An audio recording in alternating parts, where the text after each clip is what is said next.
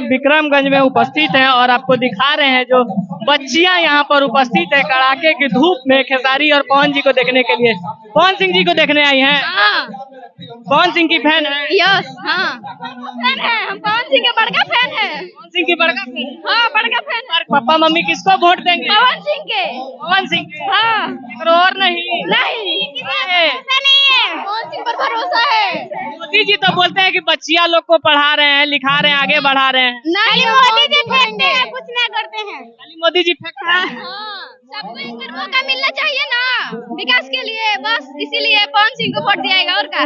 इस बार कहीं ना कहीं पवन सिंह निर्दलीय प्रत्याशी। हाँ अच्छा क्या खूबी नजर आया? क्या खूबी का है वो वही करते हैं इसीलिए। जो बोल देते हैं वही करते हैं। हाँ लकीर वो खींच देते हैं वही। हाँ वही करते हैं। काराकाट की जनता इस बार पवन सिंह के साथ। हाँ 1 तारीख को कैची छाप। कैची छाप उन्हें कहीं नहीं कैची छाप। क्या नाम है चाची?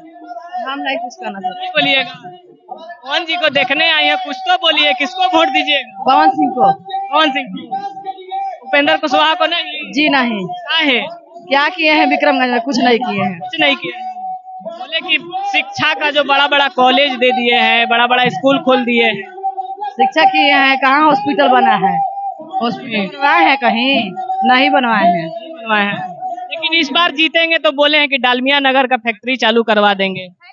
फेंकने के सिवा कुछ है मोदी जी पास है? बस खाली मोदी जी के गरीब करवाना है बस।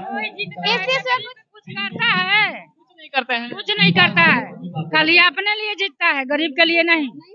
कोई तो करेंगे। पवन सिंह जीतेंगे तो कुछ करेंगे। उनका ही ना देखना है कि क्या करते हैं तो।